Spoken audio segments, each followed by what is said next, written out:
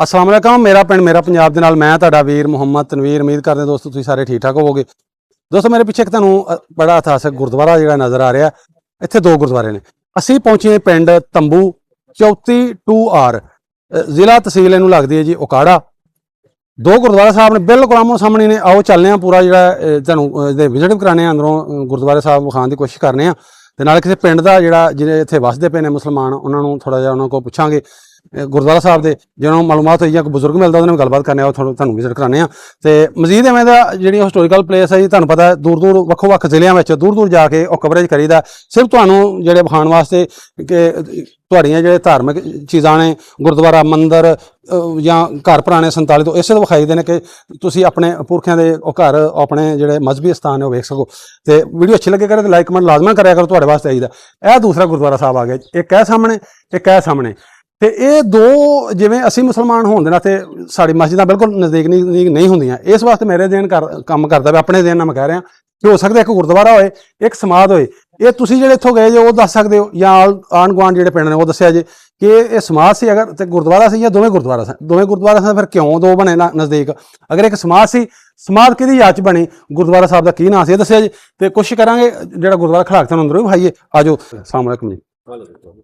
तो भाजी गुरुद्वारा थोड़ा को अंदरों बहाया देखने वाले आओ हाँ जरा तो खोलो हाँ जी नज़दीक आओ भाजी हाँ जी हाँ हाँ जी लो जी गुरुद्वारा साहब जो समाज जी गुरुद्वारा जो भी है मेन गेट वो ही है भाजी दरवाजा सेम वही लगा ना पहला तो भाजी थोड़ा को अपना तारफ कराओ फिर मैं वहाना चलो जाओ जी जी भाजी ਤੁਹਾਡਾ ਨਾਂ ਕੀ? मोहम्मद सईद। ਇਹ ਤੁਹਾਡੇ ਕੋਲ ਰਹਿਸ਼ ਹੈ जी साढ़े को ਤੇ ਇਹ ਕਿਹਦੇ ਕੋਲ ਰਹਿਸ਼ ਇਹ ਹੋਰ ਕਿਸੇ ਕੋਲ? ये किसी और नहीं किसी और को ले ਅੱਛਾ ਕਿਸੇ ਹੋਰ ਕੋਲ ਤੇ ਆਪਣੀ ਬਰਾਦਰੀ ਕਿਹੜੀ ਭਾਜੀ? कंबो ਕਮੋਹ ਬਰਾਦਰੀ जी ਅੱਛਾ ਇੱਥੇ ਜ਼ਿਆਦਾ ਪਿੰਡ ਕਮੋਹਾਂ ਦੇ ਨੇ? कंबो अगे ਅੱਛਾ ਭਾਜੀ ਜਿਵੇਂ ਮੈਂ ਦੱਸਿਆ ਪਿੰਡ ਦਾ ਨਾਂ 34 2R ਤੰਬੂ ਤੇ ਇਹਦੇ ਆਲੇ ਦੁਆਲੇ ਪਿੰਡ ਦੱਸਦੇ ਜਰਾ। इन्हें नाल 33 टू आ रहे हैं, ਹਾਂਜੀ उस बस 27 टू आ रहे, 25 टू आ रहे ਅੱਛਾ ਅੱਛਾ और 28 टू आ रहे ਅੱਛਾ और इस दगरा है ਇਹ ਆਲੇ ਦੁਆਲੇ ਜੀ। ਤਹਿਸੀਲ ਵੀ ਹੈ ਜ਼ਿਲ੍ਹਾ ਵੀ ਇਹੀ ਹੋਣਾ ਜੀ, ਕਾੜਾ ਇੱਥੋਂ ਉਕਾੜਾ 5 ਕਿਲੋਮੀਟਰ ਤੇ ਹੈ जी। ਜ਼ਾਹਿਰ ਬਾਤ चार ਤਹਿਸੀਲ ਵੀ ਹੈ 4 किलोमीटर ऊपर है। ਬਿਲਕੁਲ ਨਜ਼ਦੀਕ ਹੈ। जी जी ਤੇ ਚਲੋ ਜੀ ਆਓ ਹਾਂ ਜਰਾ ਤੁਹਾਨੂੰ ਅੰਦਰੋਂ ਕਰਾ ਦੇਣਾ ਦਰਸ਼ਨ ਵਾਓ ਥੋੜਾ ਬੈਕ ਧਿਆਨ ਨਾਲ ਜਰਾ ਲਓ ਜੀ ਇਹ ਸਮਾਧ ਹੀ ਲੱਗਦੀ ਸਾਨੂੰ ਤੇ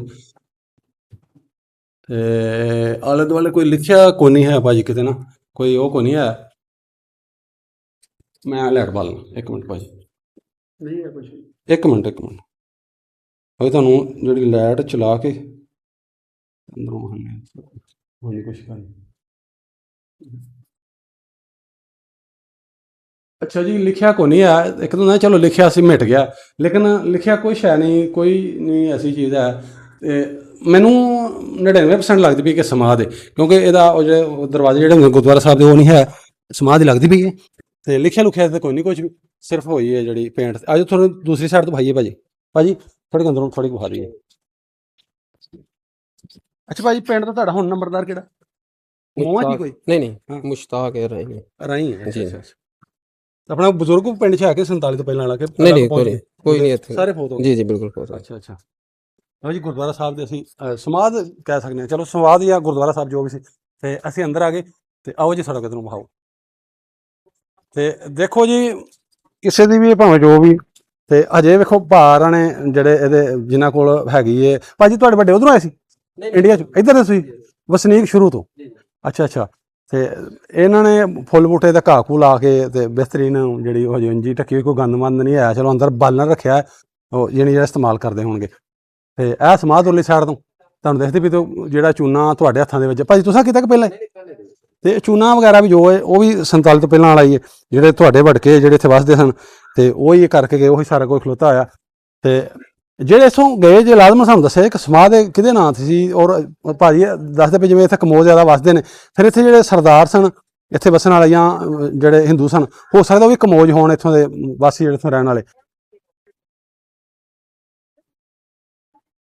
ਤੇ ਬਾਕੀ ਜਿਹੜਾ ਹੈ ਤੁਹਾਡੇ ਵੜਕੇ ਇੱਧਰੋਂ ਵੰਡ 47 ਤੋਂ ਪਹਿਲਾਂ ਕਿਹੜੇ ਪਿੰਡ 'ਚ ਗਏ ਤੁਸੀਂ ਤਾਂ ਸਾਨੂੰ ਦੱਸਿਆਗਾ ਤੁਸੀਂ ਵੇਖਣਾ ਚਾਹੁੰਦੇ ਆਪਣਾ ਪਿੰਡ ਜਾਂ ਤੁਹਾਡੇ ਪਿੰਡ 'ਚ ਹੋ ਸਕਦਾ ਜੇ ਕੋਈ ਸਮਾਧ ਕੋਈ ਗੁਰਦੁਆਰਾ ਸਾਹਿਬ ਤੁਹਾਡੇ ਵੜਕਿਆਂ ਦਾ ਹੂ ਘਰ ਖਲੋਤਾ ਹੋਵੇ ਅਗਰ ਤੁਸੀਂ ਵੇਖਣਾ ਚਾਹੁੰਦੇ ਹੋ ਸਾਨੂੰ ਜਿਹੜਾ ਹੈ ਉਹ ਇਨਬੌਕਸ 'ਚ ਵੀ ਰਾਬਤਾ ਕਰ ਸਕਦੇ ਸਾਡਾ ਨੰਬਰ ਲੱਗਾ ਹੁੰਦਾ ਵਟਸਐਪ ਫੇਸਬੁੱਕ YouTube ਚੈਨਲ ਦੋਵਾਂ 'ਤੇ ਲੱਗਾ ਹੁੰਦਾ ਵਟਸਐਪ ਨੰਬਰ ਉੱਥੇ ਸਾਡੇ ਨਾਲ ਰਾਬਤਾ ਕਰ ਸਕਦੇ ਹੋ ਸਾਨੂੰ ਕਮੈਂਟਾਂ 'ਚ ਦੱਸਿਆ ਕਮੈਂਟ 'ਚ ਇਹ ਵੀ ਦੱਸਿਆ ਕਿ ਸਮਾਧ ਜਿਹੜੀ ਹੈ ਇਹ ਜਿਹੜੀ ਹੈ ਕਿਹਦੇ ਨਾਂ 'ਤੇ ਲਾਜ਼ਮਨ ਦੱਸਿਆ ਜੀ ਤੇ ਕੋਈ ਹੋਰ ਤੁਹਾਨੂੰ ਇਤਿਹਾਸ ਬਾਰੇ ਪਤਾ ਹੋਵੇ ਤੇ ਉਹ ਵੀ ਸਾਡੇ ਨਾਲ ਤੁਸੀਂ ਸਾਂਝ ਲਾਜ਼ਮਨ ਕਰਿਆ ਕਰੋ ਤੇ ਭਾਜੀ ਕੋਈ ਬਜ਼ੁਰਗ ਕੋਈ ਤੁਹਾਡੇ 'ਚ ਵੀ ਕੋਈ ਨਹੀਂ ਆ? ਮੈਂ ਇੱਥੇ ਲਈਏ ਦਾ ਮੈਂ ਅੱਛਾ ਤੁਸੀਂ ਲਈਏ ਦਿਓ। ਅੱਛਾ ਤੇ ਇੱਥੇ ਕੀ ਕਰਦੇ ਤੁਸੀਂ? ਮੈਂ ਤਾਂ ਮਹਿਮਾਨ ਆਇਆ ਜੀ। ਅੱਛਾ ਮਹਿਮਾਨ ਜੀ। ਤੇ ਚਲੋ ਇਹ ਫਿਰ ਇਹ ਤੋਂ ਕੀ ਹੋਰ ਵਾਹੀ ਫਿਰ ਹੈ ਨਹੀਂ। ਠੀਕ ਹੈ 5 ਮਿੰਟ ਹੋ ਗਏ 5 ਮਿੰਟ ਵੀ ਪਾ ਸਕਦੇ ਆ।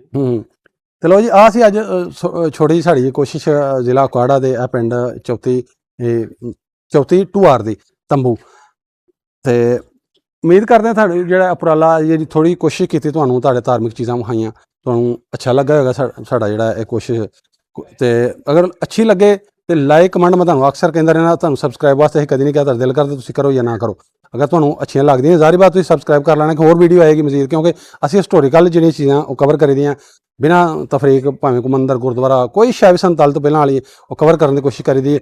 ਵੇਖੋ 80 ਸਾਲ ਹੋ ਗਏ ਨੇ ਇੱਥੋਂ ਮਾਈਗ੍ਰੇਟ ਕੀਤਿਆਂ ਨੂੰ ਤੇ ਇੱਧਰੋਂ ਵੀ ਬਿਲਕੁਲ ਖਤਮ ਹੁੰਦੀਆਂ ਜਾ ਰਹੀਆਂ ਚੀਜ਼ਾਂ ਜਿਹੜੀਆਂ ਹਨ ਤੇ ਅਸੀਂ ਕੋਸ਼ਿਸ਼ ਹੀ ਕਰਦੇ ਕਿ ਚਲੋ ਕੈਮਰੇ 'ਚ ਜਿਹੜੀਆਂ ਮਹਿਫੂਜ਼ ਆਉਣ ਵਾਲੀਆਂ ਜਿਹੜੀਆਂ ਪੀੜ੍ਹੀਆਂ ਨੇ ਉਹ ਸਾਰੀਆਂ ਵੇਖ ਸਕਣ ਕਿ ਕਿਵੇਂ ਉਹ ਜਿਹੜਾ ਰਹਿੰਦੇ ਹਨ ਕਿਵੇਂ ਉਹਨਾਂ ਦੇ ਆਪਣੇ ਜਿਹੜੇ ਧਾਰਮਿਕ ਚੀਜ਼ਾਂ ਸਾਰੀਆਂ ਵੇਖ ਸਕਣ ਤੇ ਮਿਲਨੇ ਆ ਜੀ ਫਿਰ ਨਵੀਂ ਕਿਸੇ ਵੀਡੀਓ ਨਾਲ ਉਦੋਂ ਤੱਕ ਸਾਨੂੰ ਦਿਓ ਇਜਾਜ਼ਤ ਰੱਬ ਰੱਖਾ ਜੀ।